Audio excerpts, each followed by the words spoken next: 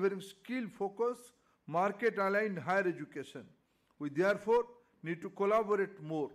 Excellency, India has a vibrant higher education ecosystem with 55,000 higher education institutions, 42 million students, and 1.6 million teachers shaping the future of our nation through their shared pursuit of excellence. To further strengthen this pursuit, India is implementing an aspirational National Education Policy 2020, which has brought to transformative reforms in our educational ecosystem. Built on the foundational pillar of access, equity, quality, affordability, and accountability, it aspires to create responsible global citizens.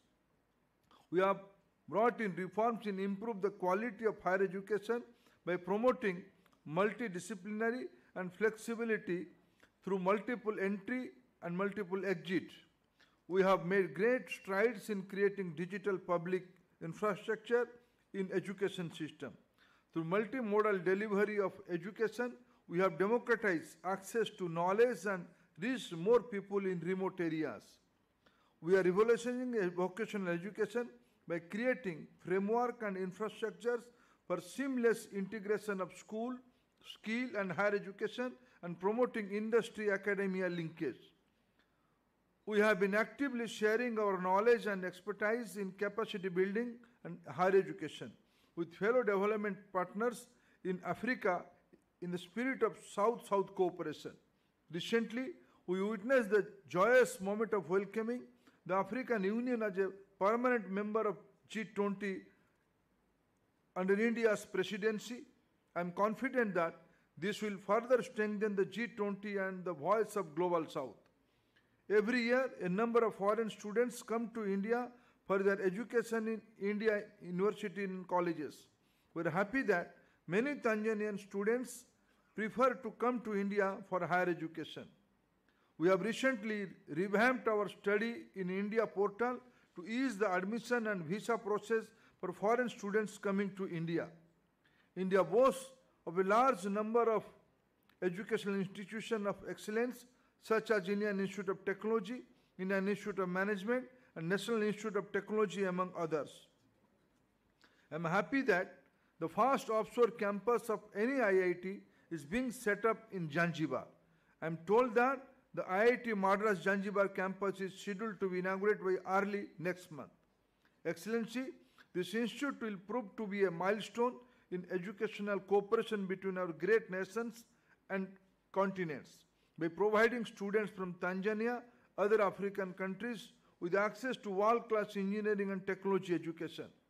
This will help in nation building and will drive economic growth, technology, development and research and innovation in Africa. In this regard, I must sincerely express my gratitude to you and Government of Tanzania for hosting the campus. Guided by our National Education Policy 2020, India is actively contributing to deepen cooperation with our development partners in Africa. We strive to work with you hand in hand to equip our youth with 21st century education skills to prepare them for the future. We are encouraging our base skill development institutions to go to Tanzania and other African countries. Excellency, I would also be coming to Tanzania for this pivotal role in promoting the education agenda domestically and regionally through its national strategy for growth and poverty reduction. The successful implementation of primary and school education development programs and the successful hosting of African Human Capital Heads of State Summit, among other accomplishments. Under your leadership, I am confident cooperation between India and Tanzania in the field of education and development of human capital as well as the people-to-people ties will continue to intensify. Madam President, let me compete with our Chancellor, Ambassador Sibal. He fondly recollect his memory of Tanzania's period. Recently, Madam President, one of the young girl from my native town in the eastern part of country, I belong to a state, Odisha, from a native small town. One girl climbed the Kalimanjaro mountain and he brought the pride for all of us With these words, I once again welcome Your Excellency and your distinguished delegation and congratulate you on receiving this prestigious Supportive and encouraging all academic endeavors in JNU. Now we are privileged to have with us the Honorable Minister of External Affairs of India, Dr. Subramaniam Jaishankar, a renowned diplomat. We are proud to inform you that Honorable Minister is an alumnus of our premier university, Jawaharlal Nehru University. With utmost respect, I invite him to deliver his address. Thank you.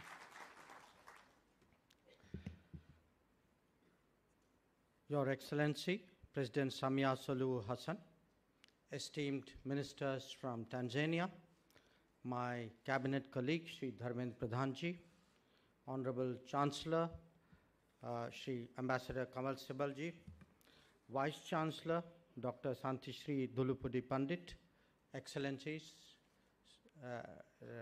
dignitaries, ladies, gentlemen, students. Namaskar, Havari, good morning. It is a matter of great pride for us to confer the honorary doctorate on President Samia Suluhu Hassan today from the Jawaharlal Nehru University. I take particular satisfaction in this as an alumnus of this university. Honorable President is no stranger to India and has personally experienced the capabilities of Indian institutions. Though it is our first chance to welcome her as the President of Tanzania, we greet her as an old friend. By honoring her with an educational conferment, we not only recognize her long association with India, but highlight this particular aspect of our relationship. Education and capacity building are important facets of our bilateral ties. Over 5,000 Tanzanian nationals have been trained in educational institutions in India under our iTech program. India also plays host to several Tanzanian students who study in India. And in our universities, young minds brim with confidence as they shape India's future through their startups, inventions, and innovations.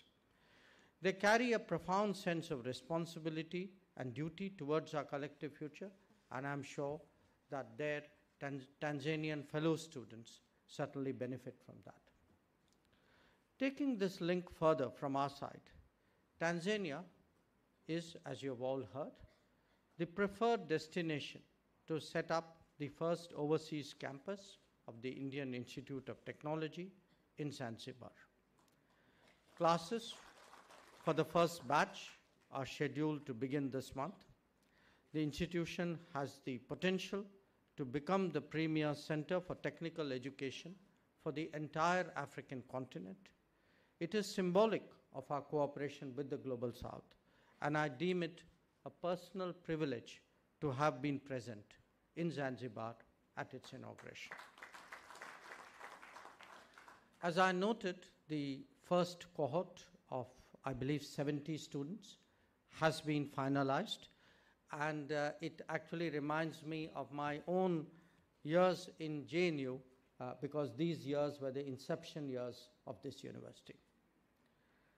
Providing a voice for the Global South has been the overriding concern of our G20 presidency.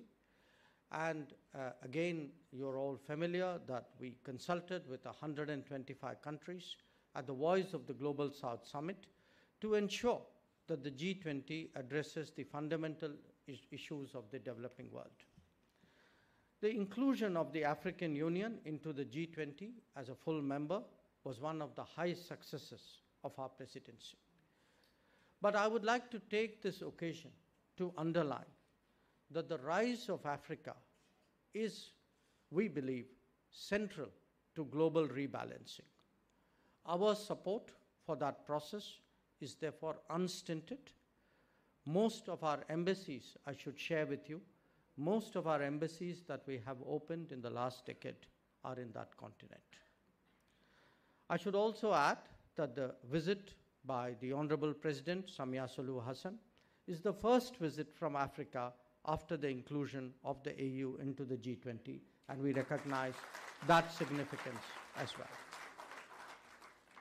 So, ladies and gentlemen, India and Tanzania enjoy traditionally close and friendly relations marked by sound political understanding, regular high-level visits, diversified economic engagement, and strong people-to-people contacts.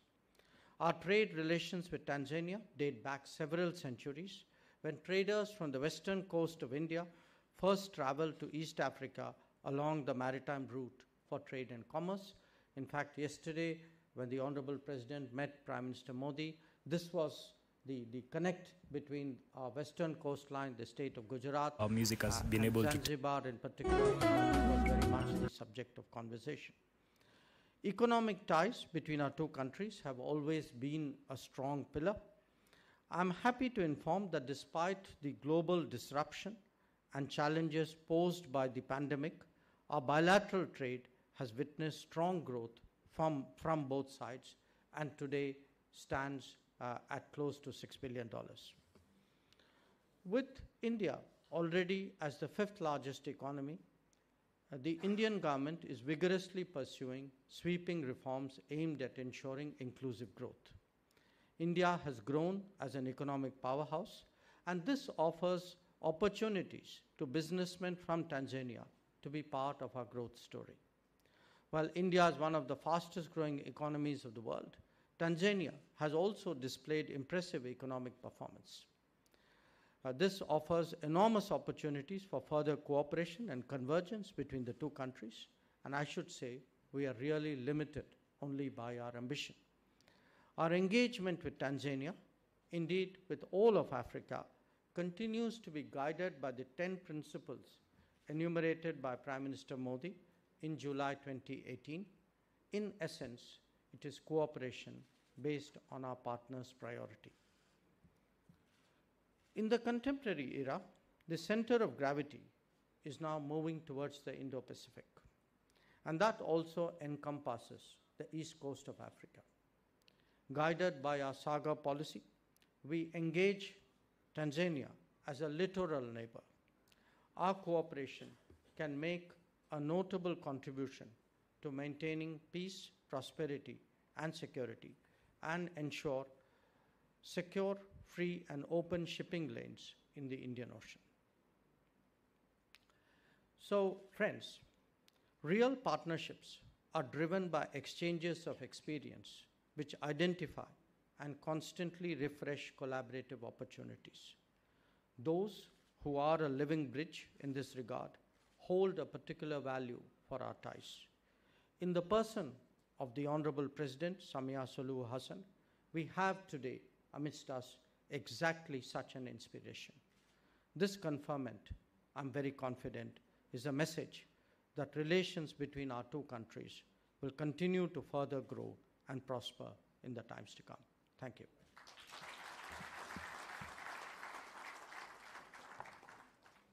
Thank you very much, sir, for sharing your wisdom on bilateral relations of India and Republic of Tanzania, and also for your experience with us today. Thank you so much, sir. We have now reached the momentous part of our ceremony, the conferment of the honoris causa upon our highly revered, esteemed guest, Her Excellency Samia Suluhu Hassan, the first woman president of the United Republic of Tanzania. Now I invite the first women vice chancellor of Jawaharlal Nehru University, Professor Pandit, for the conferment ceremony. By virtue of the authority vested in me as the Vice Chancellor of Jawaharlal Nehru University, it is my privilege to confer the honorary doctorate, honoris causa, on Her Excellency, the President of the United Republic of Tanzania, Samia Suluhu Hassan. From now, Dr. Samia Suluhu Hassan, for Indo-Tanzanian relations and India-Africa relations, and for Nari Shakti.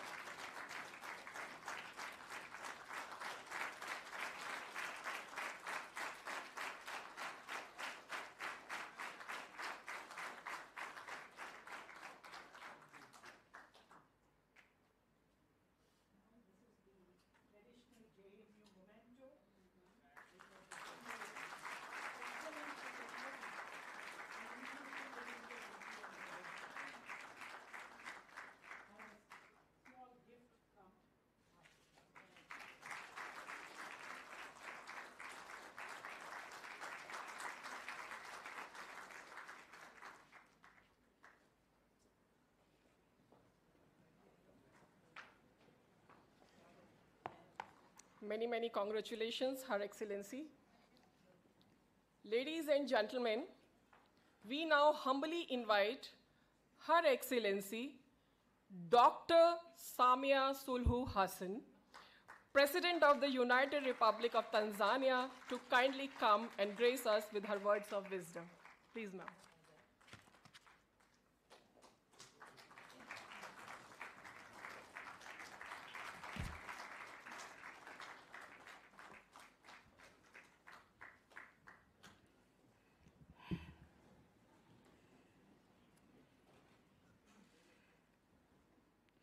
Honorable Minister of Foreign Affairs, Dr. Jaishankar, Honorable Minister for Education and Skills Development, Shri Dharmendra, Honorable Minister for Education, Marumo Debi, Chancellor of the Jawaharlal Nehru University, Professor Shanti Shri, Vice Chancellor, senior Indian government officials here present, ministers, permanent secretaries, and other members of my delegation, faculty members, fellow alma mater and students, members of the diplomatic corps, distinguished guests, ladies and gentlemen, namaste and good morning. The world say there's no midway in falling in love with India. Be it an Indian song, Indian movie, or Indian cuisine. It is very difficult to resist an Indian charm, and I agree. I have experienced it when I came to India for the first time in 1998 to study at the Hyderabad National Institute of Development and Administration. The memories were still vivid, and I can attest further for the colorful reception I received during this visit as a president of my beloved country. Thank you very much, India. Colleagues, a few minutes ago, I came into this university as a visiting guest. Few minutes after, you have changed me as a family and conferred me with an honorary causa degree. I'm now standing here as a family member of the great Jawaharlal Nehru University and no more as a visiting guest. Thank you very much. Thank you very much. This is what makes India irresistible. This is what makes India incredible India, not just of the beauty of its landscape, but also the generosity and the kindness of its people. I'm humbled that my new family boasts of illustrious members, including the current Minister for External Affairs, Honorable Dr. Jaishankar, and the current Finance Minister, the Honorable Nirmal Sitharaman, who both graduated here. And I'm told even our Indian ambassador to Tanzania is a member of this university. So thank you very much. Mr. Chancellor, Right Honorable ladies and gentlemen, my heart is brimming with gratitude, and my soul is humbled by the profound recognition bestowed upon me by this great university. Receiving an honorary doctorate is an extraordinary privilege that I accept with great pride and humility. I extend my heartfelt appreciation to Jawaharlal Nehru University for deeming me worthy of honoris causa. This honorary causa degree will forever be etched in my history as the first to be awarded to me by a foreign country.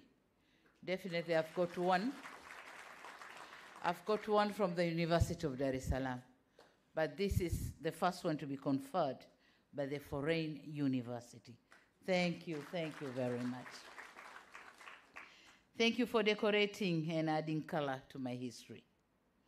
Thank you for the kind words you spoke about me and the reason behind conferring me with this honor. For a moment, as the citation was being read, I paused and reminisced and appreciate the long and laborious journey I have endured, the heavy weight I have lifted, and the remarkable contribution I've made to my country so far. Rarely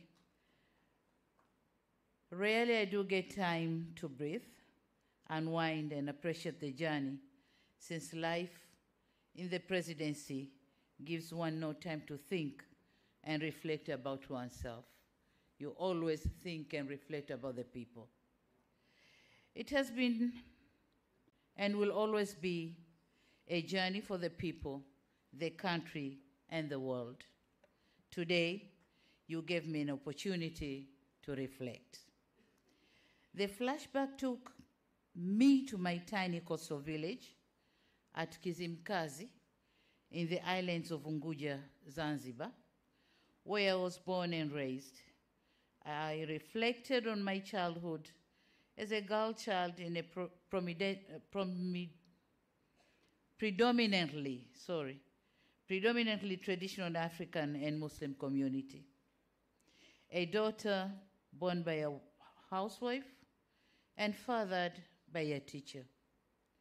Had little chance and no hope of becoming a president of Tanzania, especially given my educational journey where I studied higher education while working.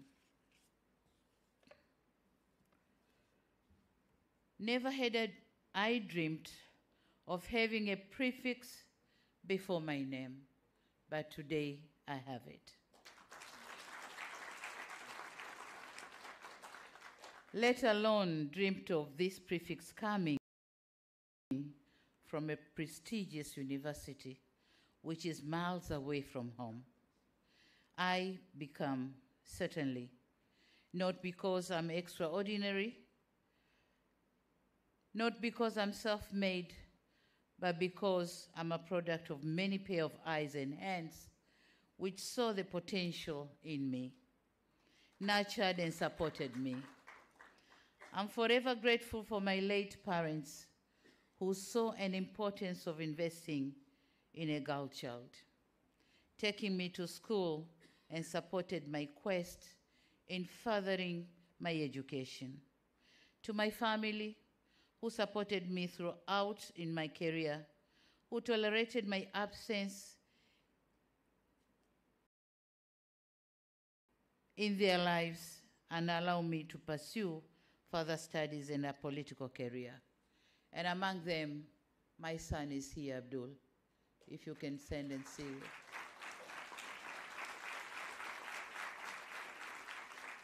This is the third born. There is a brother and a sister on top of him. Not least to my friends, mentors, and the entire support system. To all of you, I say thank you very much. This award also goes to the leaders and members of my party, the Chama cha Mapinduzi CCM, which entrusted me with many roles and opportunities, including being the presidential running mate and later the chair of the party and the president of the United Republic of Tanzania. It also goes to Tanzanians who gave me the honor of being their president and lent me their trust and overwhelming support. But in particular, this award I dedicated to the Tanzanian girl child who live in the remote parts of the country. I want them to know that with hard work and commitment, all glass ceilings can be torn down. I'm acutely aware that whatever I achieve as a leader of my country is partly because I'm standing on the broad shoulders of my brothers, my predecessors, who have dedicated their lives into making the institution of presidency into what I have inherited. Their legacy is woven into very fabric of this institution, and it is with profound reverence that I accept this honor also in their names. I could go on and on thanking everybody, since my success, if any, is accumulation of many trusts, many efforts, and many supports I've received on my way up. And we in Africa believe that when the heart is full, it pours out from the mouth. So I refrain from overthinking because the list is endless. Thank you all. Mr. Chancellor, ladies and gentlemen, while I rejoice and celebrate this honor, I'm reminding myself that there is no free lunch. Much as you did not, out of respect or out of courtesy, condition me to deliver remarks upon being conferred an honorary degree, I understand that it is customary for an awardee to do so. And it may be inappropriate not to seize this opportunity to share with you my reflections on issues of mutual concern. I therefore wish to share with you my reflection on what is India to us, Tanzanian Africans. To us, Tanzanians, India is not simply a country. India is an extended family member, simply separated by a coastline, a strategic ally, a dependable partner, and a friend for all seasons. This is what we see in India. India and Tanzania relations dated long before pre-independence from our colonial master, United Kingdom. The monsoon trade connected our people through the Indian Ocean. The Indian community has lived and thrived in Tanzania for decades and spanned generations. They form part of Tanzanian citizenry and contributed to our struggle for independence and national building thereafter. And so, it comes to no surprise that Indian food, which ranges between Indian rice, curries, and traditional Indian desserts, form part of our menus on our tables. Moreover, some Indian words like lucky, pesa, kalam, rang, tayar, lekin, dunia, and kismat, they are also part of our cultural heritage. On the other hand, colorful Hindu temple forms hallmark on many of our towns. With the Diwali festival, while Diwali's festival is celebrated by all of us as a statement to our unity and appreciation of customs and traditions of our Hindu brothers and sisters in Tanzania. Suffice to say, we are more connected rather than disconnected. The blood ties, history, and relations are augmented by the Indian Ocean. This reflection on my delegation, reflection is on my delegation, which include Tanzanians of Indian origin. Are you there? Tanzanians of Indian origin, Ahmed, Mohsen, and others.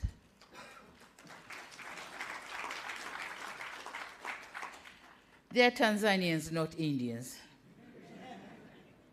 This is what I meant when I said India is our extended family. So here are two, but we have many of them. And some of them, they haven't even traveled to India. They were born in Tanzania and they die in Tanzania. So you could see the level of the connection we have between Tanzania and India. Traces of our are also evident in trade.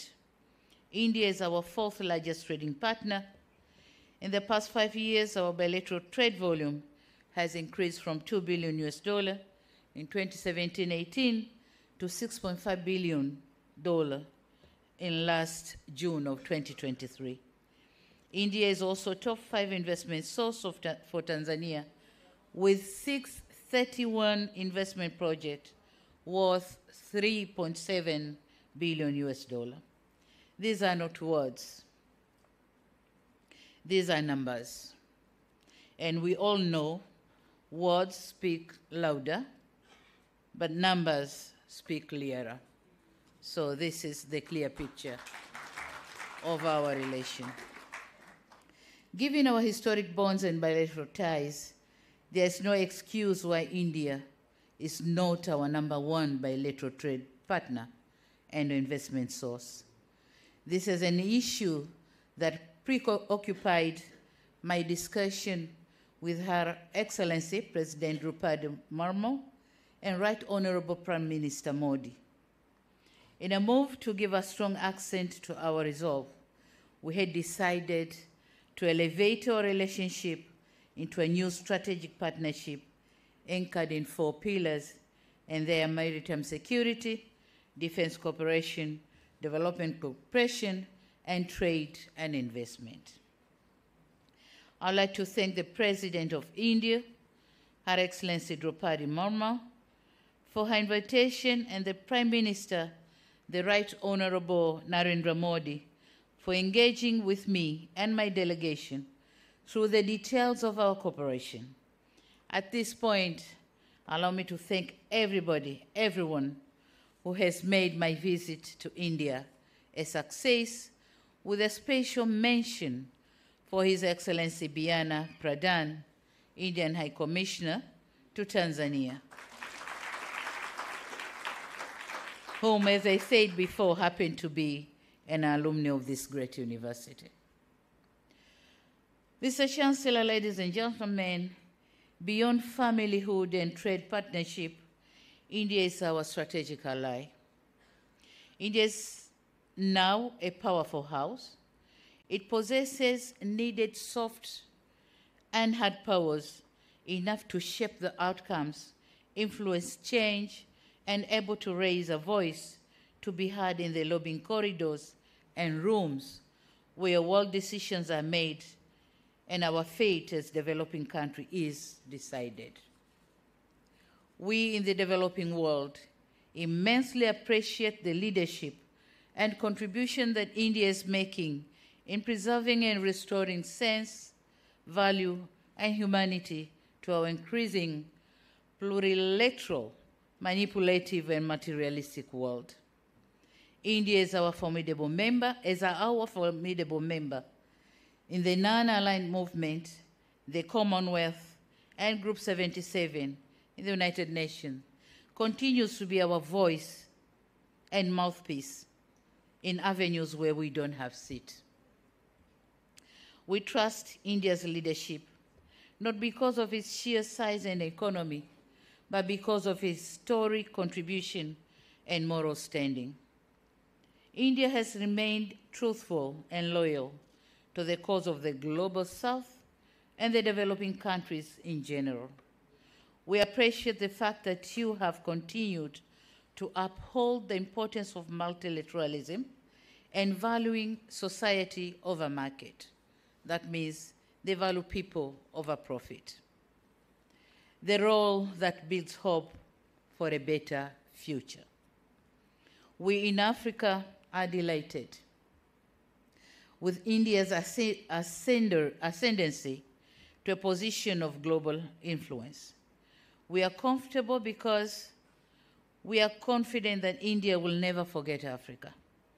Signals and actions by India justify our confidence.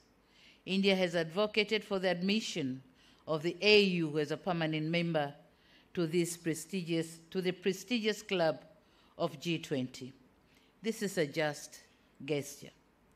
And as a first African president visiting India, and on behalf we congratulate, on behalf of my heads of state and government from Africa, we congratulate and commend India for successful completion of the G20 summit and be able to advocate for Africa to be a full member. Thank you so much. Tracing back, India played an important role in the decolonization of Africa. India provided material support for the armed liberation struggle of Southern Africa. India is now our important ODA partner.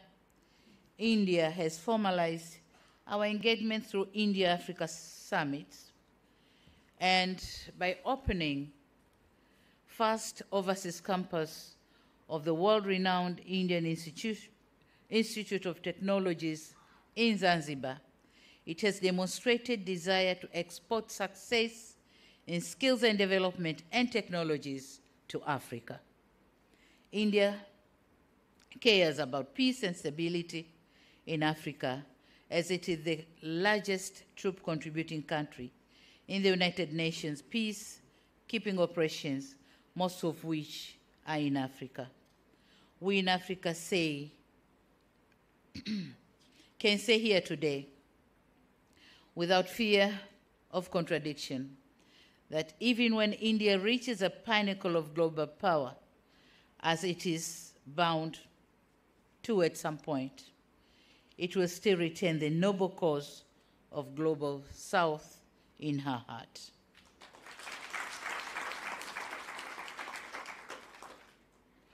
This is what, at the very least, we expect of India, that India, whenever it goes, whatever point of achievement reaches, it will still have Africa and the global South in her heart. We are living in a different era of confronting new realities and new challenges that India cannot overcome them alone, neither can Africa. Having united our efforts can increase our strength to face them and leverage our power to tackle them. Our partnership has helped us before to fight against piracy in the Indian Ocean, to help regulate and conserve our shared marine resources through the Indian Ocean Tuna Commission. We also stood up against unfair trade proposition in the WTO and pushed for the reforms in the United Nations and its Security Council. On another stride, the COVID-19 pandemic exposed us to the realities of inequality. Globalization did not deliver on its promise. The champions of globalization were the first ones to close their borders. The market did not work fairly for the developing world. When it comes to vaccine and PPTs, and the narratives of leave no one behind and global public good became nothing but empty rhetoric. True colors came out and masks of the big powers fell off. India, fortunately, did put humanity first the humanity first by supplying millions of doses of vaccines to about 100 developing countries. This was admirable, but we need to do more together to prepare for the inevitable future pandemics. They need to invest in global health security to prepare our countries for future pandemics is imminent. Having vibrant pharmaceutical industry and advancement in research and development, I'm convinced that India is better placed to take leadership on this important crusade. We must work together to win the next test.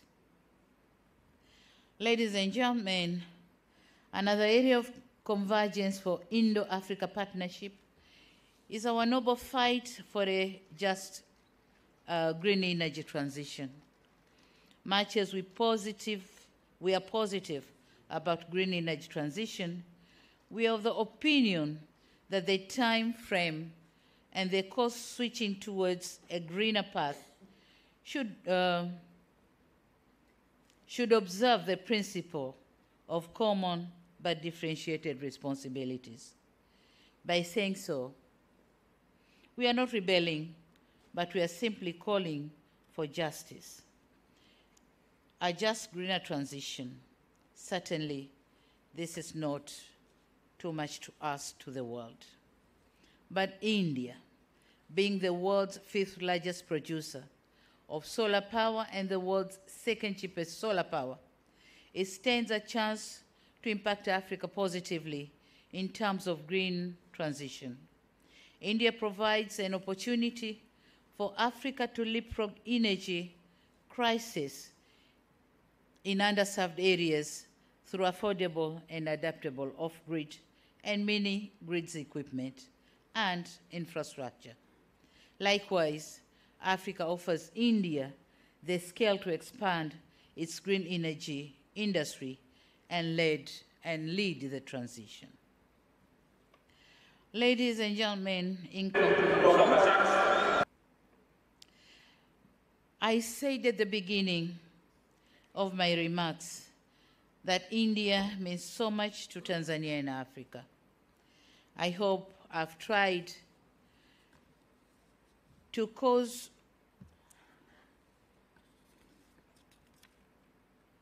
in the course of my delivery to shed light on what India means to us as extended family, a strategic ally, and a reliable partner. Our geographical proximity, cultural affinity, and demographic similarity give logic to a cheaper Indo-Africa economic and political cooperation and partnership. Our destiny is intertwined. Africa cannot purport to penetrate to the center of the world's economy without India. On the other side, India's leadership of the Global South in the pursuit of fair global order cannot be attained if Africa is in the periphery. This is to say, Africa and India are almost and always tied at the hip when it comes to unlocking the global challenges to our growth and development. In our struggle against colonialism and our cry on fairness in the global financial architecture, the principled World Economic Order, India has always been a shoulder for Africa to lean on. Next year, we are commemorating the 5th anniversary of the Declaration for the New International Economic Order, of which India was the main proponent. We must admit there was over-optimism in terms of the timeline and scale in attaining the new international economic order, and that resulted in disappointment. However, the new realities and lessons learned must compel us to forge for Indo-Africa cooperation to push for a more fairer world. Together, we can be a formidable voice and a force to be reckoned with. In closing, I extend my deepest gratitude once again to this esteemed institution for the privilege of receiving this honorary doctorate. Thank you very much. I accept it not as a culmination of my efforts, but as a reaffirmation of the boundless potential that hard work, dedication, and selflessness holds for us all. Let us move forward with a renewed commitment to harness the transformative power of cooperation, and in doing so, let us forge a future that is marked by unity, understanding, and the steadfast dedication to the betterment of the humanity. This honor comes with responsibilities. and expectations. It is a call to action, a call to leverage the privilege that it confers to the betterment of our world. It is a call to use our knowledge, our skills, and our resources to effective positive change, to advocate for those whose voices have been marginalized, and to champion causes that resonate with the values we hold dear. As I stand here today, I'm mindful of the profound interconnectedness of all human beings. We are bound by a common purpose, a shared destiny, and a collective responsibility to leave this world better than we found it. Together, we have the capacity to shape a legacy of compassion, empathy, and progress that will endure generations to come. Thank you very much for your kind attention. Thank you very much.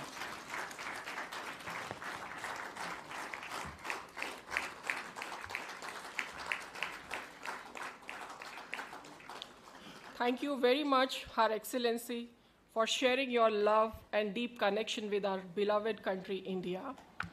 We wish that India's and Tanzania's bilateral relations and cooperation in all spheres will reach new heights under your dynamic leadership. Thank you once again, Madam, for your inspiring words and insight. Now I request Professor Ravi Kesh, Registrar of Jawaharlal Nehru University, to propose the formal vote of thanks.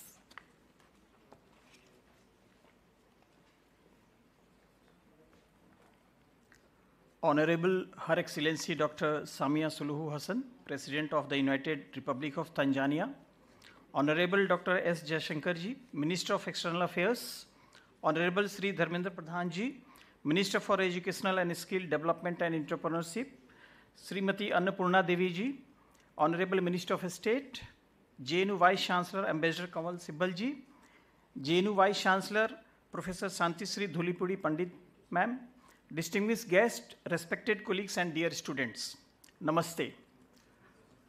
I stand before you today with a sense of privilege as I propose vote of thanks on behalf of our university for gracing this special convocation ceremony with your kind presence.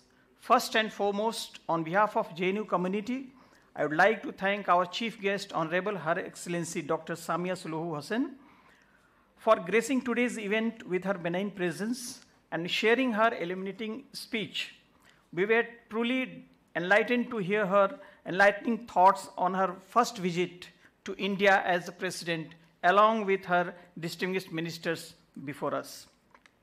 It was truly a proud moment for us to see first woman vice chancellor of our university felicitating a first woman president of Tanzania with the honorary doctorate in the august presence of many illuminating figures of Tanzania and India today. I would like to thank our deepest gratitude to our Honorable Dr. S. Jaishankarji, an alumnus of our premier institution, and Honorable Minister of External Affairs for your unwavering support, guidance, and leadership, under which India and Tanzania is on the right path to attaining new heights. Your vision and dedication have been the driving force behind organizing this event successfully.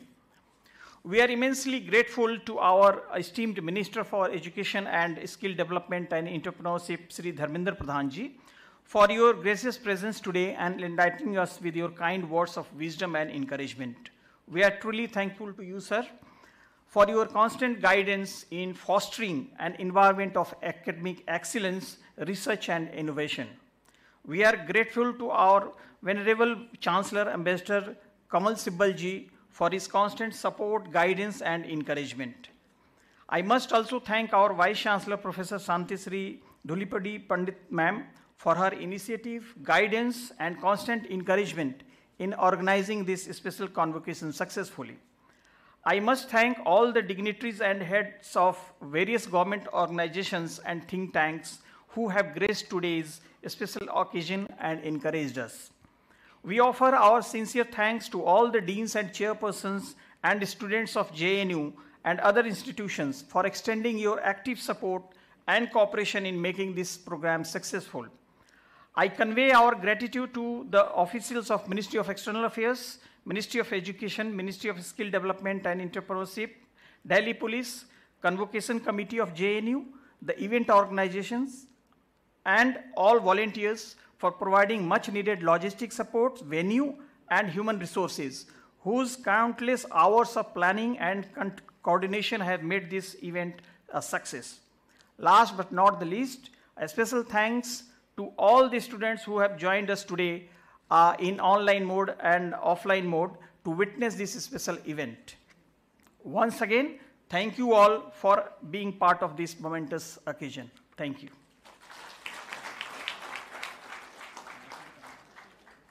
So with this, we conclude this special convocation. May I request all the dignitaries here to join us for high tea.